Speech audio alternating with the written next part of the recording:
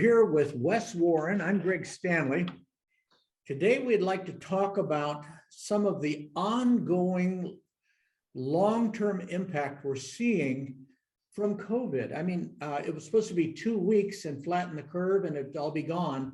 Well, it's more like years, and soon we'll be talking decades. So Wes, tell me what you're seeing. What do we have to do to bring our practices into line with what's called for the times? What made us want to put this webinar together is that we interview a lot of people, talk to a lot of doctors who may or may not be clients of ours. So we're talking with hundreds of doctors about their practice and what we're seeing.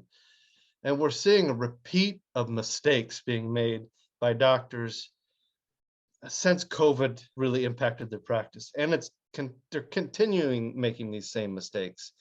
And it's going to have for some people, it's already financially hit them, meaning the practice is literally not where it was. But for quite a few of them, the practice is doing rather well. They're actually hitting pretty good numbers, and some of them it appears like we're hitting new milestones. But there's some fundamentals that are disturbing that could rear its ugly head. One of the things I'm seeing, and I'm hoping you're going to address, and every time I see it, it kind of jolts me a little bit, is how doctors hanging on to old thinking in dentistry, how patients are handled, how staff are handled and paid and trained and all this, and it's like completely out of touch with the times. So I'm hoping you'll address some of these things. Well, we can go straight into that one because that is one of the big problems. There are a lot of things that have flipped the tables on how you do things. And hiring is one of them. Greg, we just talked with a doctor who was running an ad, and their ad was all wrong. It was for a different time, but it wasn't set for now to attract. I think they were looking for a hygienist to the practice. It was just all wrong, basically. Right now, they're in demand.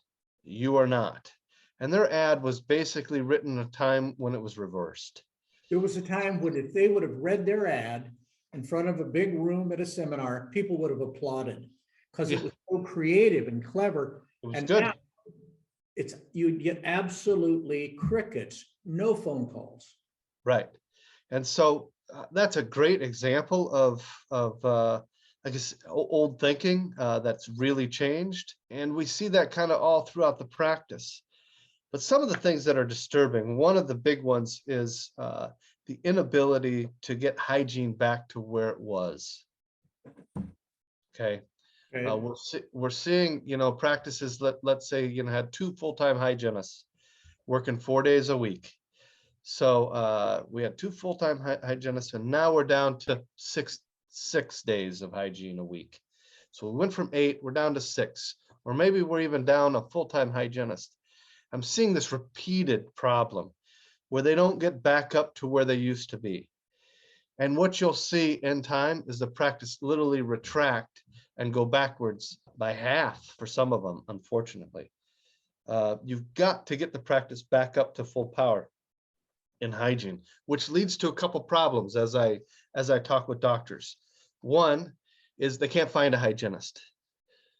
They're not willing to pay a premium to bring somebody in. They'll literally let their practice die because they don't want to pay the extra $2 or $3 an hour that would actually get a hygienist in there. So they'd rather have the practice just erode and have half as many patients come into the practice than actually pay. We see that a lot. So that's a thinking that because the salaries went up so fast, you're still stuck in 2019.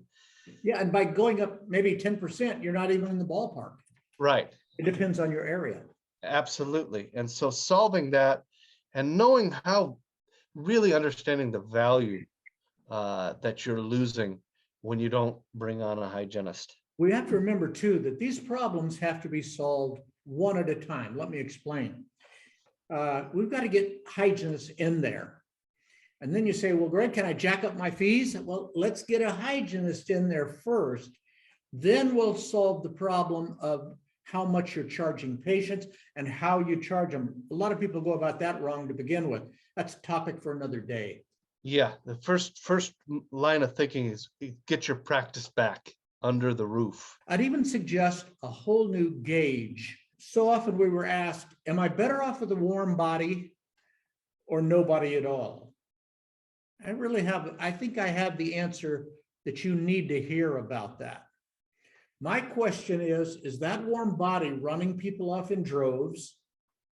Are they incredibly toxic or are they just mediocre? And as a chair side, can you offset it with your own intervention to make sure that the patient has a good experience? And maybe once in a while, they don't have something ready to hand to you when they're supposed to, but it's better than nobody. If they're not running people off, you kind of have to rethink that.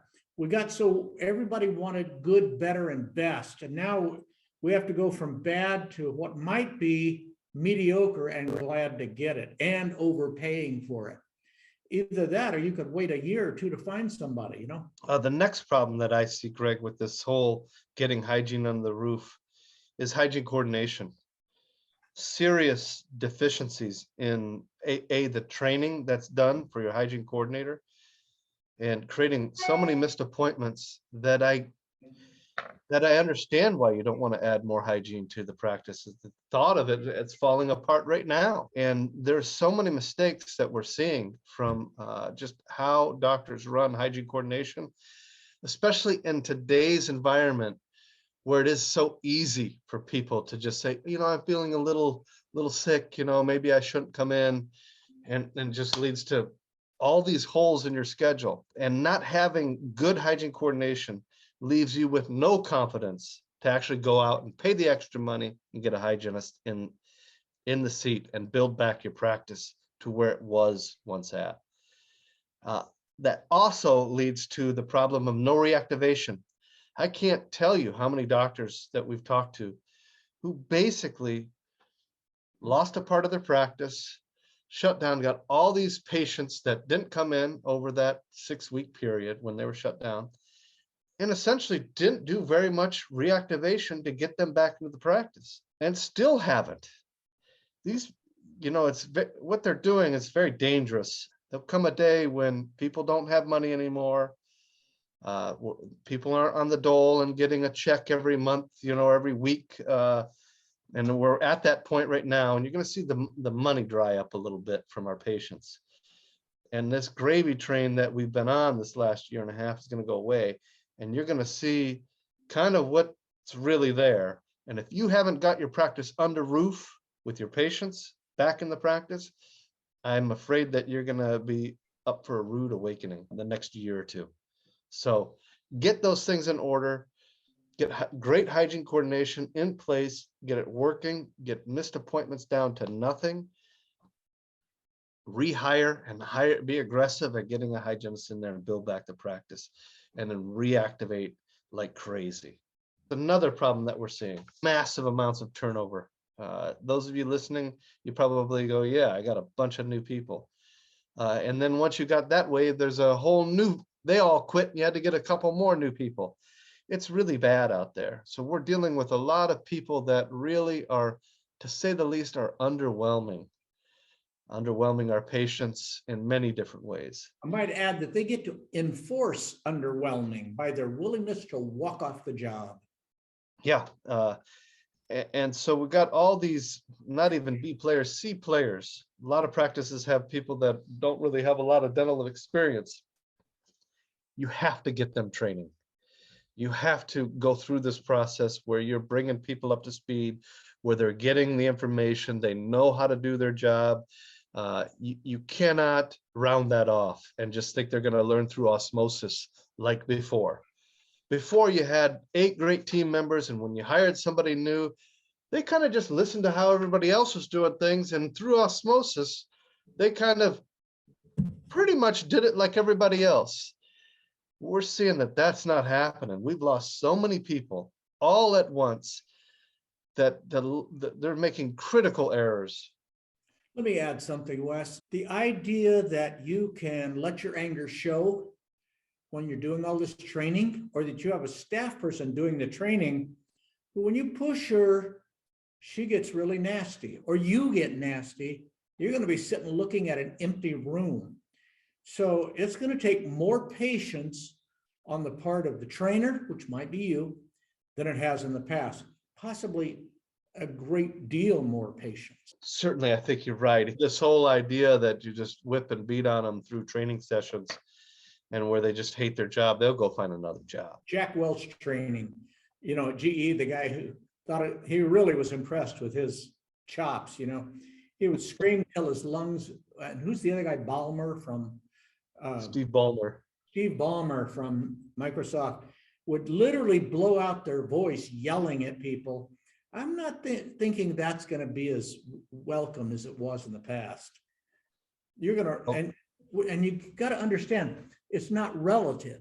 In other words, Greg, I used to throw stuff at people. I threw a chair through a window once. I've done horrible stuff. And now I'm not doing much of that. Yeah.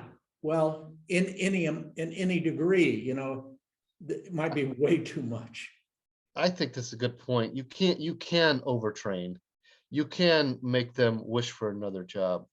You have to make sure that you sequence the training by importance. So the first thing that's important is patient experience. All the interaction with the team, everything has to be trained, and that they got that first. That experience that patient has coming to the practice has to be smooth and perfect. And then hyper efficiency comes later. We look at next would be case acceptance.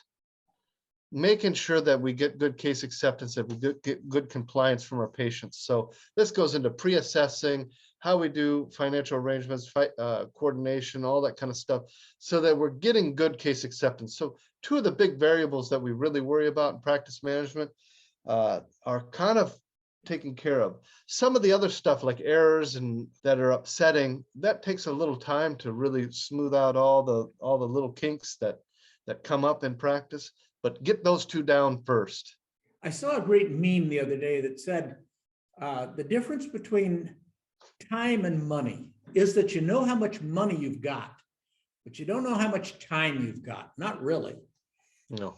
In practice, what's the difference between patients and staff?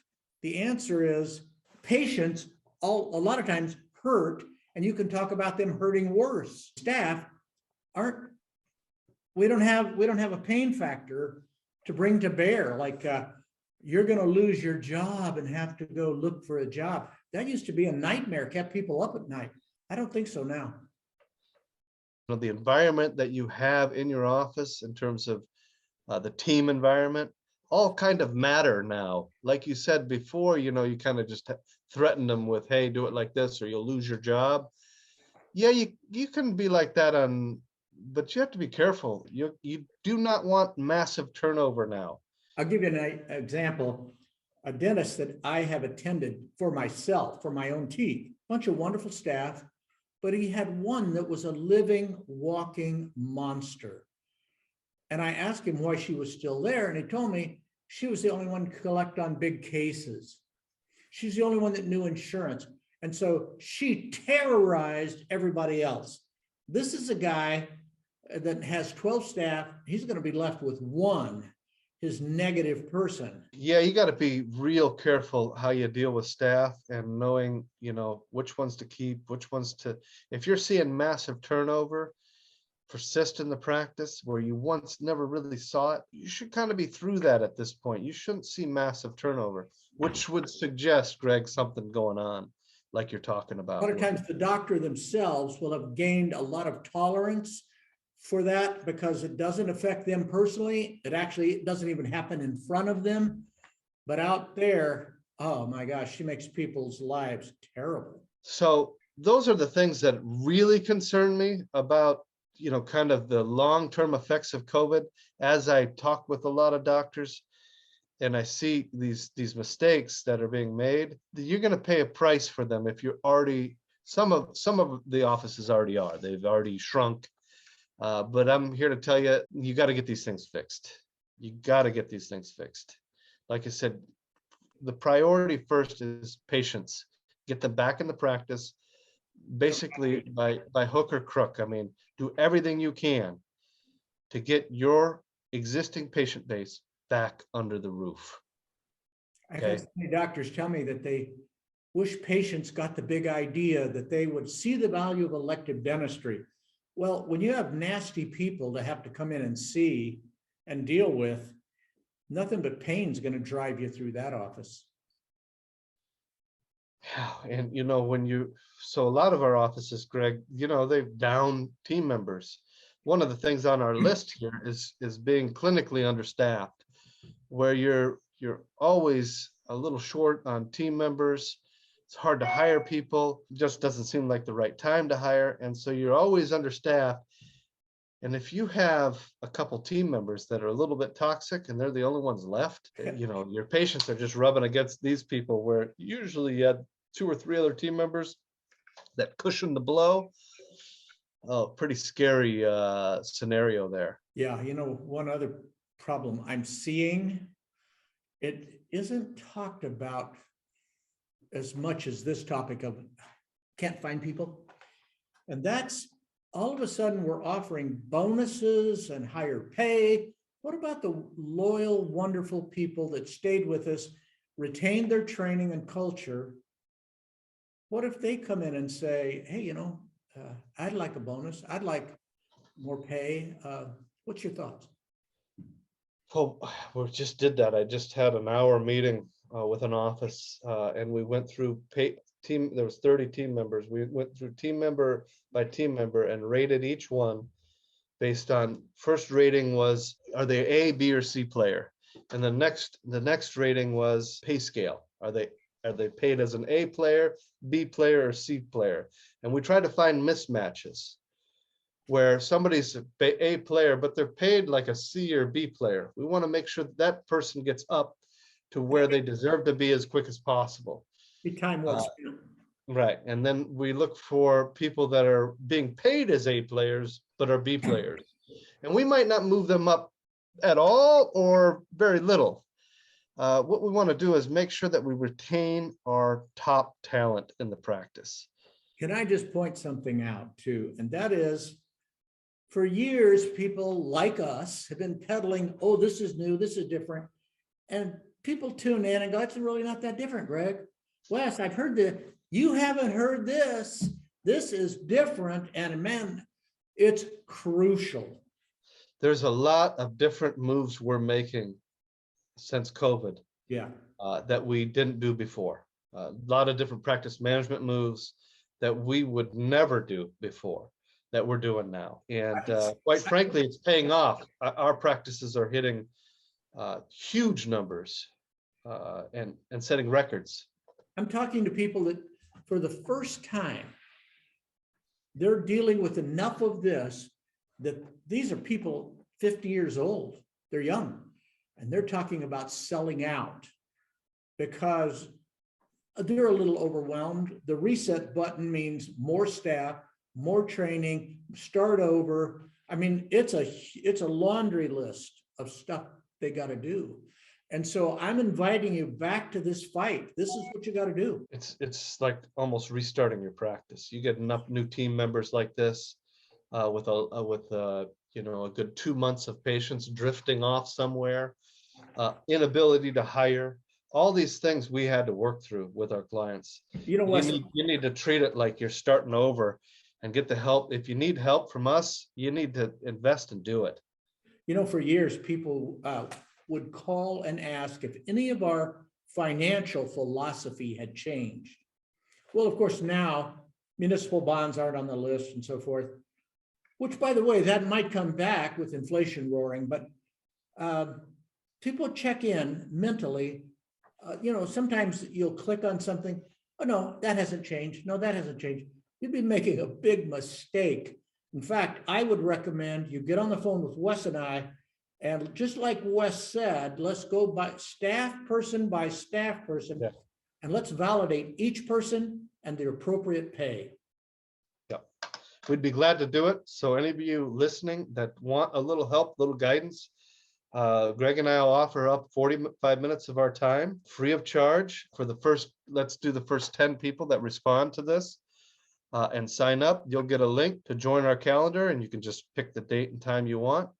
And we'll do our best to help you out in that 45 minutes.